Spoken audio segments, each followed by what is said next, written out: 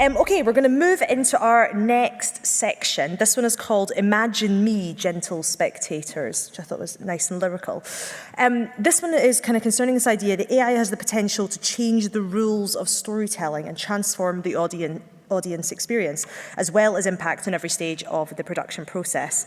The session we're going to go on to next is going to look at some of the emerging forms of narrative and audience-writer collaboration, both the potential and the challenges that AI presents creatively and commercially, and also ask what's next in terms of immersive AI-driven storytelling. So I'm very excited about this next session.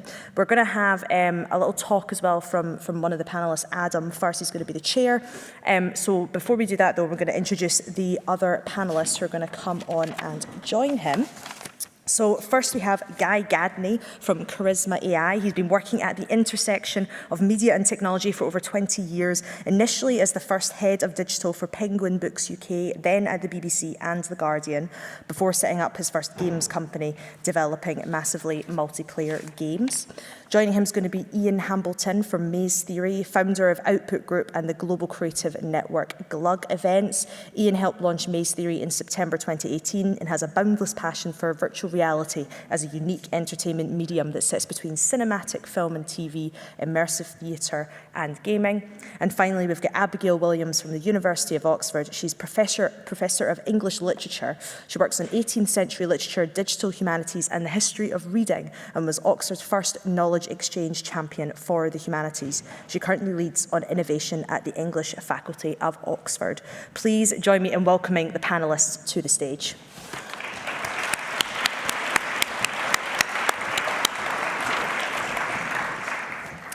So joining the panelists, as I mentioned, is going to be Adam Ganz. He's going to give us a little talk before we get into the discussion.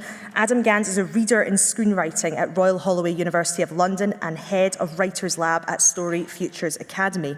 He writes for radio, film and TV and also works as a dramaturge and narrative consultant. Earlier on, I had to ask someone what that word meant and how to pronounce it. I hope I got it correct. Someone told me it was a hard G, someone said it's a soft G. I hear it's a discussion. Anyway, Adam is currently completing a book on how Robert De Niro works with screenplays. I'm sure you will join me in enjoying this panel with such an eclectic group of people. Please join me in welcoming Adam finally to the stage.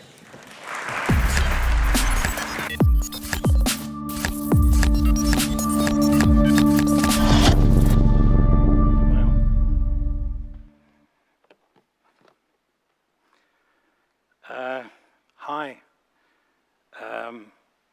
Thank you, everybody, for coming to what I hope will be a really exciting panel about storytelling and AI.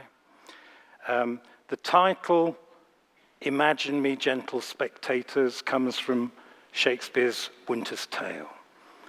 As well as Abigail Williams, who's Professor of English Literature at Oxford University, who's been using AI to teach and analyze Shakespeare. We've also got Gadney, who runs Charisma AI, and Hambleton, who's CEO of leading VR company Maze Theory. All of them are using AI in different ways to tell stories. As we're in Edinburgh, how better to start than by referencing Robert Louis Stevenson? Storyteller, and I want to talk as an introduction particularly about his story, fable, The Persons of the Tale, which was published posthumously in 1896. And The Persons of the Tale takes place in the gap between chapter 32 and chapter 33 of Treasure Island. And basically what happens is, as he says, after the 32nd chapter of Treasure Island, two of the puppets strolled out to have a pipe before business should begin again and met in an open place not far from the story. And they start having a debate, you know, I'm only a character in a sea story, I don't really exist. And then, come, come, Captain, says Long John Silver. There's no call, he said, do characters exist separate from the story? And he says, I don't exist either. Were you never taught your catechism? Don't you know there's such a thing as an author? And they then have a kind of debate about whether there's an author. If there is an author, why has he made them that way? Do you think there's just this present story paper? And then Long John Silver says, what I know is, if there is such a thing as an author, I'm his favorite character. He does me fathoms better than he does you. Fathoms he does, and he likes doing me. He keeps me on deck mostly all the time, crutch and all, and he leaves you measling in the hold where nobody can see you. So if there is an author, he's on my side, says Long John Silver. And then they have to stop, because suddenly I hear the ink bottle opening to quarters, so they have to go back to work in the story, and they've kind of, the author is just beginning to write the words, chapter 33. Now, it's interesting because at the end of chapter 32 of Treasure Island, there's a spoiler alert coming up, is that's when they discover that they find the treasure and they discover it's missing. The £700,000 were gone. I don't know if there are any venture capitalists in there, but anyway. So Stevenson is playing with ideas of character and plot and story and what their relationship is independently from their author. And the story was actually only published after Stevenson's death, which is, again, maybe the best example of Stevenson's thesis. Story elements are somewhere out with the control of the author. The story happens, the characters happen, and somehow they continue to happen whether we believe in them or not. And that's kind of, in thinking about storytelling and AI, it seems to be very important to think what those components are and how we use them to tell stories or perhaps to tell ourselves stories. There's a psychologist called Jerome Bruner who wrote The Narrative Construction of Reality, where, how the mind structures its sense of reality through kind of mediation of cultural products like language, as we've heard earlier today, and particularly narrative. And he also talks about hermeneutics and the relationship between how we make a story with we look at all the text, all the material that we get. We then decide what the story is, and then we decide some of the original material which we use to form the story shouldn't be part of the story. So we kind of use the material that makes the story, and then we use the story to say that doesn't belong to the story. It's a bit like when you say, or your child says, or whatever, I don't think the alien would have done that. Or it wasn't realistic when the ghost did this. And if you think about it, kind of how are we deciding what's normal or realistic for something that doesn't exist to do, and we only know how it might behave on the basis of what the story is. So just as Stevenson did with Treasure Island characters, he imagines them free, speculating about their creator, as we do. He makes them simultaneously more and less human. They're like us, workers on a break, and at the same time they're just puppets being played with to put up and down.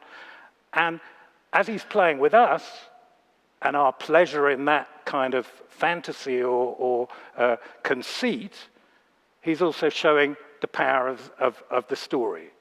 And it's quite similar maybe to what happens with a curve, a narrative curve. We decide what belongs to what's the right data, which data are irrelevant, what's rogue data, and then we say this belongs and this doesn't. We find patterns in stories and through stories, and finding patterns is something that, as we've already heard, computers are very good at.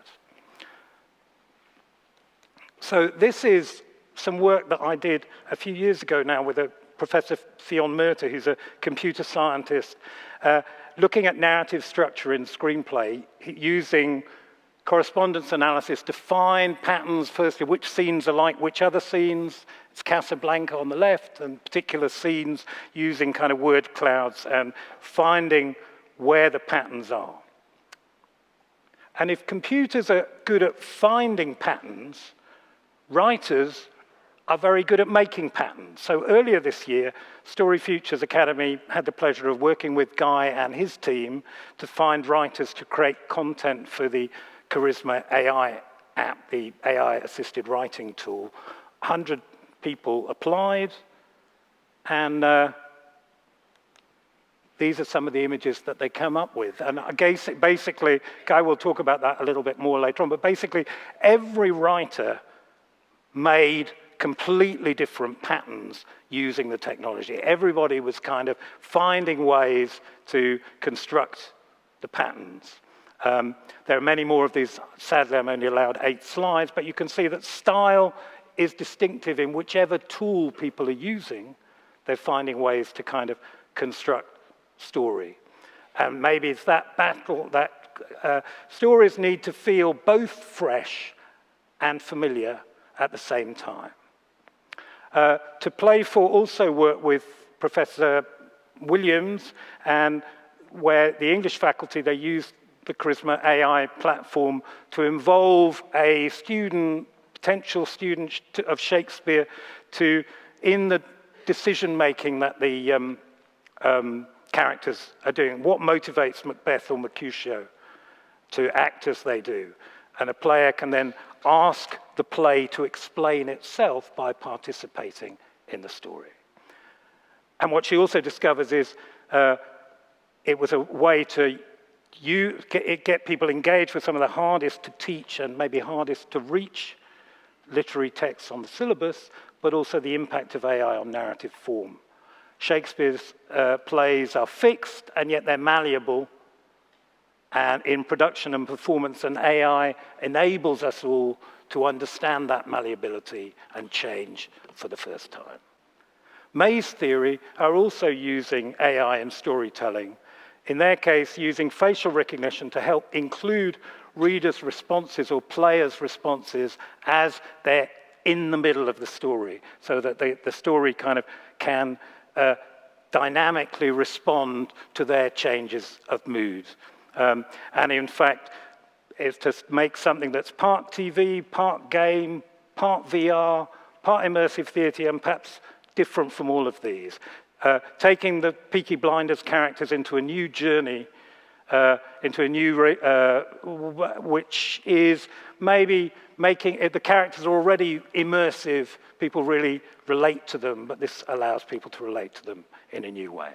So AI, I think, helps us better understand the shapes of stories, helps writers respond to them, and maybe in the same way that a doctor can visualize a surgery, as some of us heard this morning at the breakfast, or an ultrasound person can make us see patterns inside our bodies, or what a growing child looks like, that AI can make story makers visualize what they're doing, understand the patterns that they're making as they make them.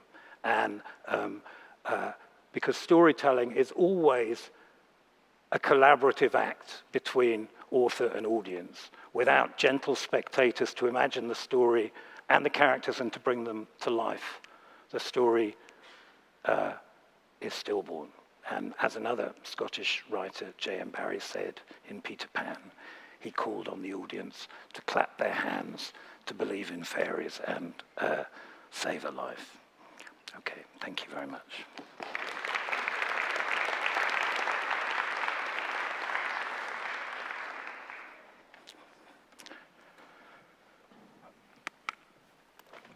So I'm now going to start by asking a couple of questions. I'm actually going to ask Abigail first, because your slides are up behind you. We've had had a lot of help in ensuring that the slides, which people are relevant to the work that people have been doing. So, Abigail, you've talked a bit about how. Well, you haven't yet. What have you learned about Shakespeare from working on it in AI? How has Charisma AI revealed? What did it reveal about Shakespeare to the students and to you? Thanks. Hello, everyone. So I guess I've learned things both about Shakespeare and about the ways in which Shakespeare might be taught, and some of the obstacles in teaching historic texts which are inaccessible to a generation of kids. You know, kids like my son, who's 12, loves Fortnite, hates Shakespeare. You know, what do you do? How might you use AI to kind of broker that relationship in a more positive way? some of the things that I've learned, so I think what AI is really doing in this context, you can see from that slide, is that it's mimicking a dialogue that feels, or form of dialogue, a medium that feels familiar to the player, and making what seems really distant and inaccessible more relevant and more present. And in doing so, creating a stronger relationship between the player, or the reader, or the user, depending on how we see them, and the fictional characters in the play. So there's this extraordinary irony that we think of Shakespeare as someone who speaks for all time and that taps into this kind of well of human emotion or experience. But actually, in this case, it's AI that's enabling kids to engage with humans in a way that very old work can't. Great, thank you very much. Guy, what did you discover when authors met AI? How did that change? Did you discover new things about the platform? Did writers discover new things about themselves? Yeah, very much. And I think the key thing, and again, to look at the slides that you've got there, it's about the positioning of the player, as we call them. And by the way, there's a sort of slightly silly riff on the fact of, Shakespearean players and games players as well. So we call them the player because we got bored of debating whether it was a reader, a user, a player, whatever. So our players, rather than having the player control the story in a sort of, as people are used to in Choose Your Own Adventure, which tend to be branching narratives but are pretty regulated. So rather than have the players control the story, what we want them to be is inside the story. And that is a fundamental shift. And it's a fundamental shift for the writer and the author as much as it is for the player themselves. Because what the writer now has to do is think about the different responses that the player will make and think about the impact of that back on their characters. So it's this sort of one line that is super easy to say, which is we put the players inside the story. But then you've got to cascade down into thinking, how on earth do you do that? And even just in here, you see that that's not a multiple choice question where you have sort of Who Want to Be a Millionaire 3 buttons that you can press different things. That's completely free text. It's conversation that's going on there between the characters. So to do that, I suppose, again, our goal with Charisma was to make it easy for writers so that they could use the platform to express the way they want to tell stories. And as you saw from those two example graphs we put up there, some are very linear, and that's often someone who's used to writing novels or more linear things, and then some are crazy cobwebs of structures where often people are more used to writing games, or they're more technical in their knowledge and they understand both storytelling and tech, and they're writing this sort of hub and spoke but very conditional story structure where you see the conditions come out a lot more than the dialogue. So without getting too deep into it, you sort of see that we wanted to create this system where writers could have the freedom, I suppose, to write the story they wanted to write, but with that difference being that the player, their audience, is now inside it, talking to the characters. And what they say, by the way, changes, and I'm sure we'll talk about, what changes the mood of the characters. And that then changes the story itself. So it's much more fluid. And by the way, as you said before from the podium, we couldn't do this before without AI. What AI gives in its broadest sense, is this sort of fluidity where previously we were working on very much more constrained structures. We can match these edge cases that are a lot more natural and feel more real, I think. Great, thank you very much. Ian, can I ask you, this morning you said that you were involved in evolutionary storytelling, and you said that happened kind of a space in between TV and film, games and immersive theatre. Yeah. What do you think AI offers to that combination of media? So, to take a bit of a step back, the reason we're passionate about VR and immersive storytelling is because it sits within that triangle, and it's like a new genre of entertainment. It's participatory involvement in sort of theatre and gaming and that medley of all those. I run a game studio. I'm not particularly into gaming. I'm into entertainment, and that's the thing that gets me most excited about the products we do. So really, if we're all about that, we're using AI to enhance that. So we're using it to just add another 10, 20% to the experience. But that 10-20% is like makes all the difference. So we're not doing loads in sort of voice and recognition. A lot of our stuff is around body language, presence, gestures, and it's quite a unique to VR technology that we're able to use, which is really rewarding when you're trying to push a new frontier of things and you find something that's unique to that genre. It's great. So in Peaky, for example, when you go into the bar, depending on your body language with Thomas, if you pull a gun on him, his emotion engine changes and he reacts in a totally different way and delivers different lines to you. If you look up to a certain drink in the bar, he'll ask you about that drink. And so we're doing stuff a lot more in sort of gestures and body language as opposed to like really going into... We took a bit of a view that we didn't want to do anything badly. And whatever we do, it's really important to have believability. So, and human-like behaviours. So the narrative characters you come across have got their own belief systems and wants and desires. And that's the real important thing for us. Rather than nailing AI completely in, you know. But maybe we can all work together and you can add that, so that would be perfect. So, Abby, well, you were talking also that people are discovering different possibilities in Shakespeare because if they're seeing Mercutio's dilemma or Macbeth's dilemma, it changes their attitude to the whole text. Could you say a little bit more about that? Do you mean narrative possibilities or emotional possibilities? Whichever, or so the connection between the two, maybe. I mean, it's really interesting, because when I started out this project, and I talked with Guy and his team about it, we were thinking about it as a kind of multiple choice Macbeth. So we chose Macbeth and we chose Romeo and Juliet because they're the most commonly studied Shakespeare plays, which every kid has to do on the secondary school curriculum. And we had this idea that you could invent your own alternative path through those plays, and that we could use Charisma AI to do that.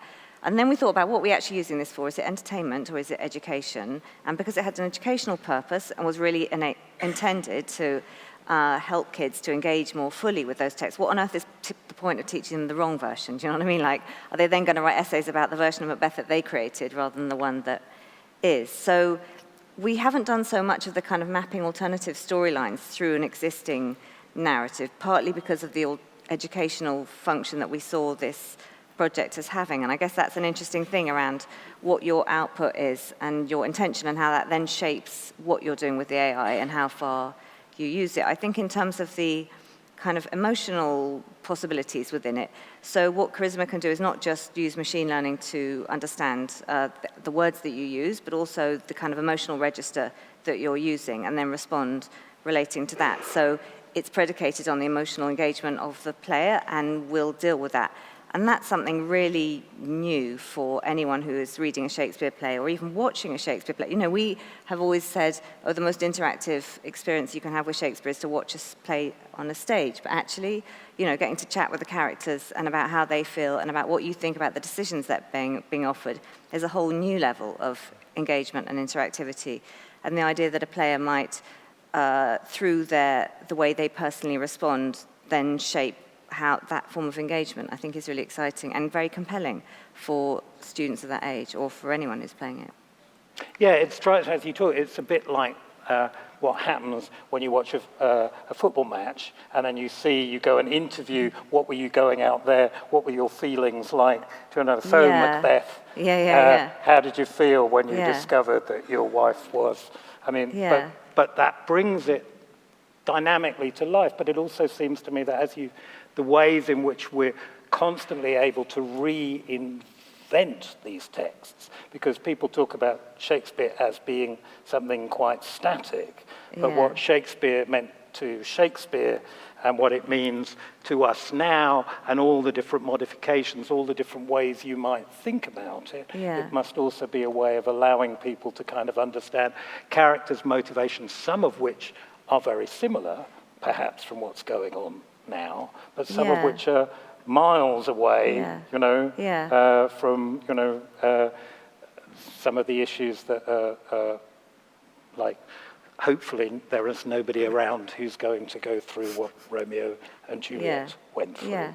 I think, I mean, what is really so I have been to 1 million 18th century conferences and no AI ones before. So some of the chat here is super familiar to me and some of it is deeply unfamiliar. And the familiar bits are stuff which we talk about all the time in literary studies around intention and the ownership of a text and what happens when something moves away from being the product of its creator to being owned by somebody else. And those are things that, you know, we not invented, but we started talking about the death of the author over half a century ago in literary studies and critical theory.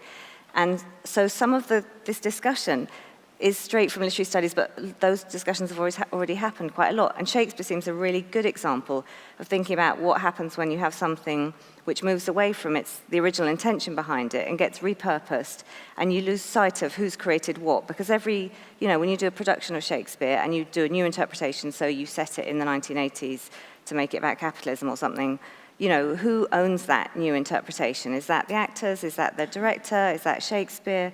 Is it the playhouse that puts it on? So some of those questions that we are dealing with, those conceptual questions around authorship and IP seem very relevant. I was just thinking, there's sort of a bit of responsibility when you're doing what you're doing, because at what point does this become a mongrel of just totally new and not the spirit of what it is? Yeah. We try and think about like core principles of why we're doing it, and go back to those, like the way you came back to with education. Yeah. Because if you don't have those, then it can just sort of grow into something that it's not meant to be, I think. So, yeah, that's how we try and approach it. I think it's really helpful. There's another bit which I like in this, which is sort of Marshall McLuhan angle of message matching the medium. And if this is a new medium, like the internet, it's a communications medium. And therefore, if you're trying to match your story onto that medium, it's going to be a story that's going to that we believe is going to focus more on characters than it is on the story. The power of communication, Adam's mobile phone going off, that's classic. Right. I think it's an estate agent. Ooh, that's exciting. You should answer it, which is good. Right. So you can ask him some questions. There So are. I should also have said that Slide.io is available if anybody wants to ask questions from the audience. Or you could phone him on 07494. So we, you know, our view is that actually it's the characters that surface more in this medium. And, you know, emotionally, if you think about it, when you look at, I don't know, the end of a big series like Game of Thrones, and you look on social media about how people are responding to it, it's this outpouring of, you know, grief. Oh my God, how am I going to survive without these characters? They're not saying how am I going to survive without Westeros. They're talking about the characters because that's where the emotion comes.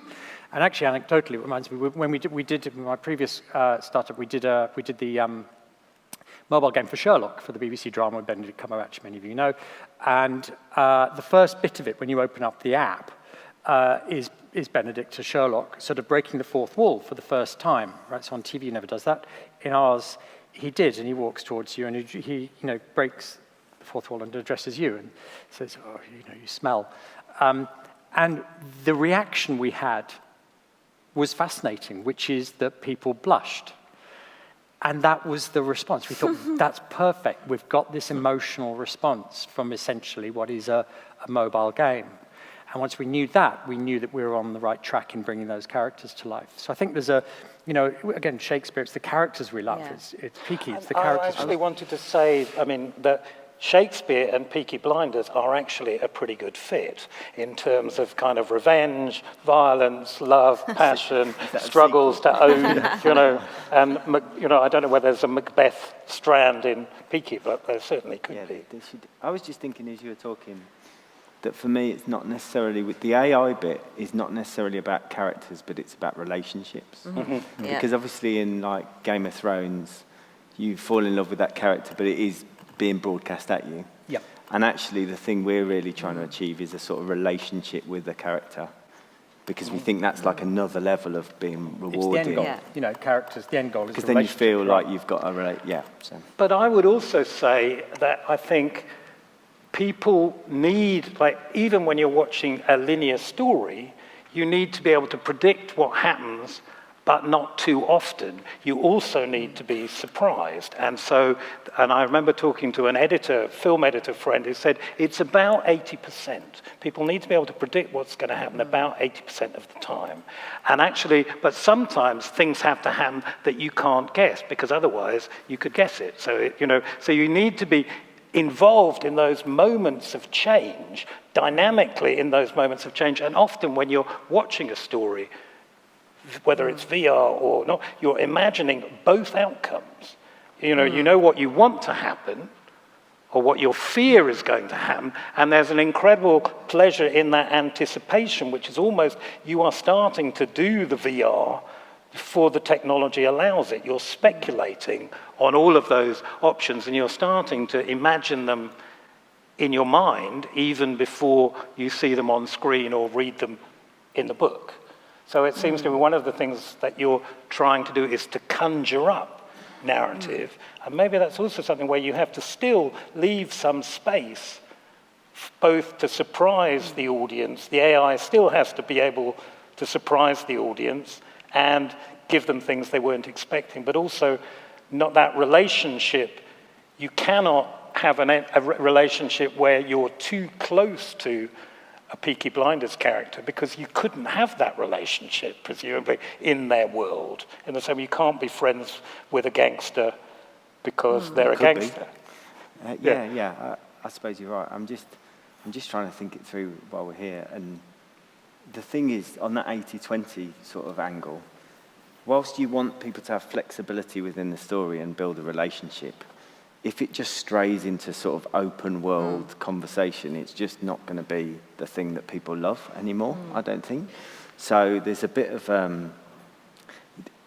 I think of AI as being a tool, and it's not something to let completely free and run amok amongst your work, but actually it's about like using it to get to a place that really enhances storytelling. And, you're dead right. And actually that was why we created Charisma, was because we couldn't tell the stories we wanted to tell because they were complex and there was nothing out there that would do it. And to your point, that we started off playing with chat tech, and we were doing it, which dates it into sort of Second Life worlds. And then we thought, what would happen if we created a character or characters that were emotionally engaging? So we thought, okay, so who do we engage with? So we created Perfect Boyfriend and Perfect Girlfriend that sat on magazine websites in Australia for about 6 months. And the average session time, just typing, was 30 minutes. And some sessions ran for 6 hours, which says something. Says something depressing. Says something. But you know what was fascinating is we could see the conversation. And, to begin with, it would be a bit saucy for the first 20, 30 seconds. And then it would normalize, and it would normalize into conversations around daily life. But to your point, Ian, there was no storyline to it. So that conversation never really went anywhere. It was just a bit of back and forth. So then we thought, let's go darker, and we created the Serial Killer Project, where there is very definitely a dominant, step 1, 2, 3, 4, which was the direction of the story. And that was when we really found that there was nothing out there that we could write into, so we created it. I'm starting to get some questions coming through, and I can... So, first one, where does balance sit in terms of the cultural artifact when it's transformed? Is the content the thing, or is the form or context of Shakespeare still important? So what's the balance between the original artifact and the way that it's changed in this new medium? Question for maybe for So I'm not quite sure whether that's a question about, is that about who you are most wanting to, are you trying to turn it into digital entertainment more, or are you trying to be true to Shakespeare? I think that's what the question is about. So I think that's a really interesting question, because if you want to make it work at all as entertainment, educational entertainment, then you have to do quite a lot to turn it out of being straight Shakespeare. So we had these discussions at the beginning about how you couldn't just chop up all the historical language in a Shakespeare play and turn it into WhatsApp text, because it just doesn't work. So we went for a kind of combination of contemporary idiom and historic language. And one of the things that we didn't realize that we were going to be able to do was to use the conversations to kind of gloss the plays that there were. So normally when you read a Shakespeare play, you've got this much text, and then you've got a massive, like half the page of footnotes telling you what the old-fashioned language means. But what you can do with this medium is to incorporate that explanatory material that would normally be in the footnotes in the introduction into the conversation. So Macbeth goes Thane of Cawdor, and you're like, what the hell's a Thane of Cawdor? And then Macbeth explains what that means. So it's fulfilling multiple functions. So I guess at some level it's being super true to Shakespeare by enabling that to be kind of historically understood. But at another time, obviously, it's using a completely different medium. One of the things that we realized immediately was that you couldn't just whack a whole soliloquy as an answer and expect that to work, because that's just a long period of, poetic, dense verse that is pretty incomprehensible to anyone, like even the tutor, let alone a 13-year-old kid. And so what we ended up doing was breaking it down into kind of nuggets or sound bites, and then kind of distributing them as if it was conversation. And one of the interesting things about that is actually, we know that that's how early modern readers read Shakespeare. So when you look at the way they've marked up their books, they put little lines next to the nuggets to show which they think are the important bits. So we think we're doing something which is inauthentic by turning a long soliloquy into a series of bullet points. But actually, that's how it was read even in its own time. I was just thinking that, for me, there isn't a hard and fast rule about it's an 80-20 or a 30. It's just how does it feel? And like when you play with it and see how it goes, and some pieces of work would probably benefit from more experimentation and going a bit more risky away from the original text, and then some things will feel wrong, and that's probably that's how we would sense check that answer. We would basically go, and that doesn't feel right. I've got another question which connects to this. In this new interactive format, where you're kind of staying true to the character or developing a relationship with the character, how do you manage narrative arcs and all that they traditionally afford? You should answer this one. So the way that we do it is we mix together storytelling techniques and gameplay techniques, remembering that both of those industries are well matured. There's still, of course, huge experimentation, but the principles are pretty well founded. And what that allows is that there is a sense, going way back, that the single challenge with sort of interactive storytelling is how do you maintain tension and pace, right? Because if you're maintaining tension and pace, then somebody interrupts, then that pace stops somehow. So, in essence, that's a reworking of the question you asked. I think the way that we do it is that is using a number of sort of techniques, which are things like delays, keeping things moving, and also using experience of natural conversations. Think about this question when you're next, trying to explain something or having a conversation with someone, and there is a tension to it. If you suddenly stop, then it breaks that tension.